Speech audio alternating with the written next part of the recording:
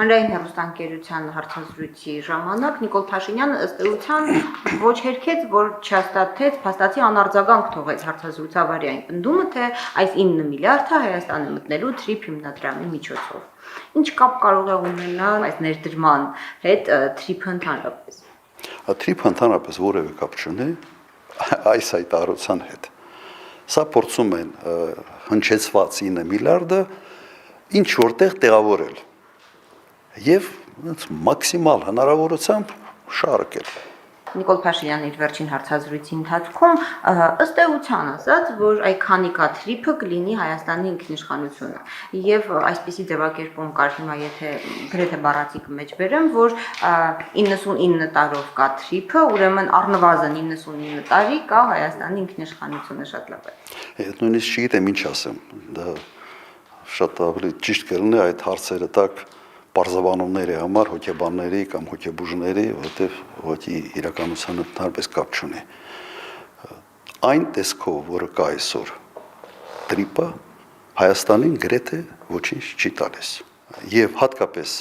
հաշվի առնելով այն հանգամանքը, որ Թուրքիան սկսել է կառուցել երկաթուղի ղարս Նախճեվան, սա նշանակում է մեկ բան։ Ես ուղղակի կրկնեմ այն բանաձևը, որը ասել եմ, միգուցե մի քիչ մոդիֆիկացնեմ։ TRIP-ը այս վիճակով դա ամերիկյան ծրագիր է Հայաստանի տարածքում Ադրբեջանի եւ Թուրքիայի համար։ Մի քիչ մոդիֆիկացրեցի։ Սա այն ճիշտ բնութագիրն է, որը կարող եմ ես տալ TRIP-ին։ Եթե TRIP-ի մասշտաբը չմեծանա, եթե TRIP-ը չներառի իր մեջ ճանապարհը միջև երասխ, եթե դրա մեջ չի մտնելու նաև Իրանի հետ երկաթուղային կապը, կրկնում եմ TRIP-ը ամերիկյան ծրագիր է Հայաստանի տարածքում Ադրբեջանի եւ Թուրքիայի համար։ Որի հետ զրո առնչություն կարող է ունենալ այս 9 միլիարդի։ Չէ, ընդհանրապես կապ չունի 9 միլիարդը TRIP-ի հետ։ TRIP-ը խոսքը գնում է Հայաստանի տարածքով այս կորիդոր Միջանցք ձևավորելու մասին։ Ուրիշ թեմա այստեղ ուղղակի չկա։ Առավելագույն ներդրումը, որը կարելի է այստեղ անել, $100 միլիոն է։ Մոտավորապես 80-90 միլիոն դա ճանապարհն է եւ երկաթուղին եւ ճանապարհը, մոտավորապես 1.5 միլիոն եթե օպտիկական մալուխ անցկացնեն եւ մոտավորապես 6-7 միլիոն $, եթե նաեւ ասենց հոսանքի կապ ստեղծեն Ադրբեջանի եւ Նախճեվանի միջեւ։ Աբսուրդ, Հայաստանը այստեղ այդ չնչին տրանզիտից նույնիսկ չի օգտվելու, որովհետեւ կիսակողմ է։ Կիսակողմ 29%։ Սա ուղղակի մի հեքիաթ է, որը փորձում են ծախել մեր ժողովրդին։ Իմ համոզմունքով սա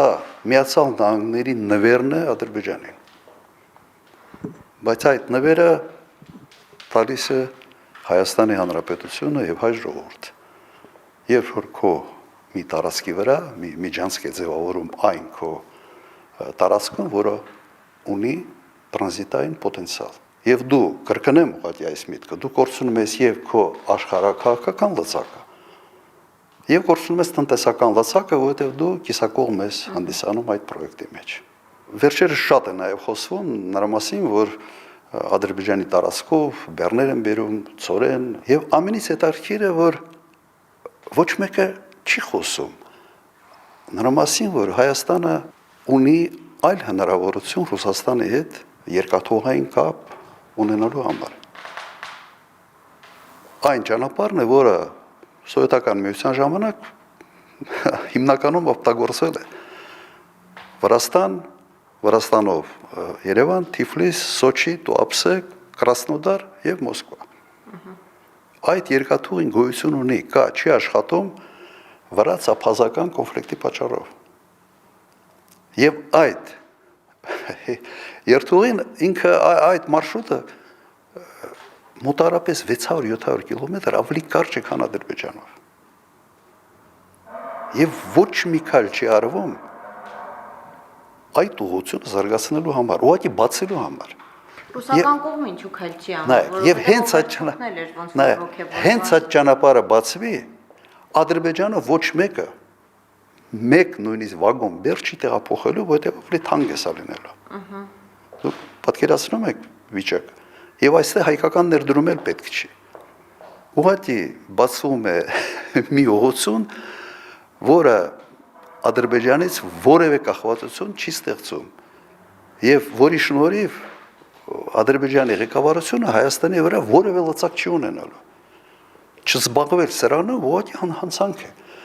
Իսկ ինչ վիճակում է այդ երկաթգիծը։ Վերականգնելու համար ուղղակի շատ փոքր ավելի գումարներով այսպես կարող են վերականգնել։ Ես ուղղակի հիշեցնեմ հետևյալը,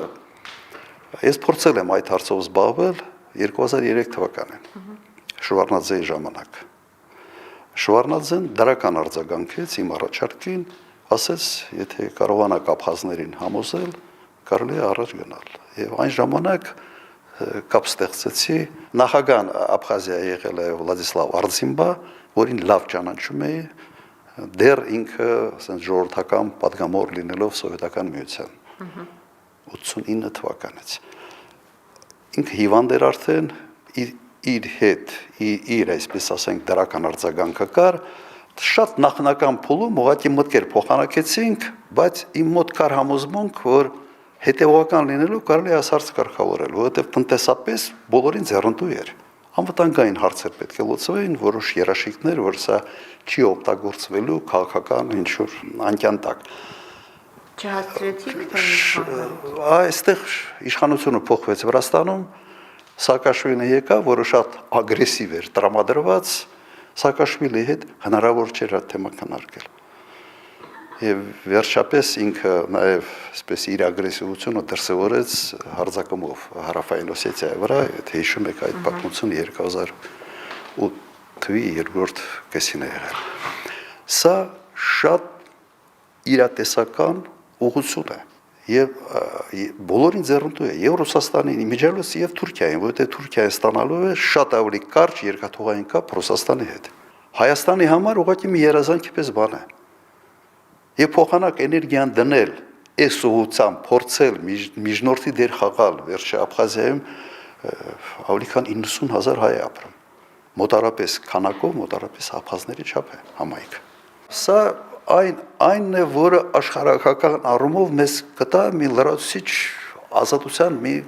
մեծ աստիճան։ Նաև բանակցելու համար Ադրբեջանի հետ, նաև խաղաղության պայմանագրի համար, որտեղ քո կոմունիկացիաները եւ կապը Ռուսաստանի հետ կախված չեն լինելու Ադրբեջանից։ Շատ པարզ ուղղակի կհրավիրեի մեր քաղաքացիներին։ Նայեք, բացեք քարտեզը։ Նայեք եւ հաշվեք, քանի կիլոմետր է Երևանից Մոսկվա,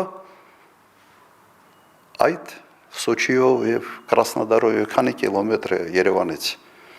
Մոսկվա, Բաքու, Դերբենդ եւ այլ։ Մոտ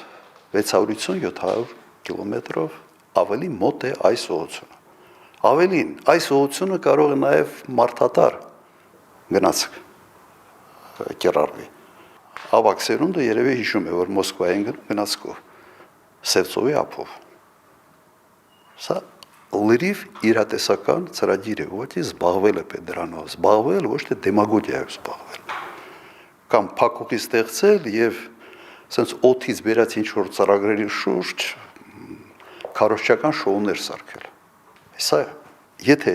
դու շարժվում ես Հայաստանի Հանրապետության շահերով, ուրեմն պետք է բոլոր հնարավորությունները փնտրես, որ մեկ կողմից այդպիսի կախվածություն չունենան։ Այսօր իրենց համոզել են, որ կախվածություն ունեն Ադրբեջանից, իրականում չկա այդ կախվածությունը։ Մեր ժողովրդին փորձում են համոզել, որ Հայաստանի զարգացումը միայն սրա մեջ է։ Եվ սա դարձնում է քարոզչական նյութ։ Իրականում ես նկարագրեցի այլ ընտրանքային ինչ հնարավորություններ կա։ Եվ դա չի նշանակում, որ Ադրբեջանի հետ պետք չի հարաբերությունները կառուցել, այո, պետք է կառուցել։ Բայց երբ դու ունես նաև այլ տարբերակներ, դու կախյալի վիճակով չես բանակցում Ադրբեջանի հետ։ Լրիվ այլ պատկեր ես ստանում։ Եվ հետագա երկաթուղիները, այսպես ասենք, կախված չեն լինելու կաշխատի թե չաշխատի մեկ մարդի քմայճուկից։ Ավելի էժան տարիֆ կառաջարկեն Ադրբեջանով դոտ անեն, բայց չի կարող ավելի էժան տարիֆ լինել ավելի երկար ճանապարհի համար։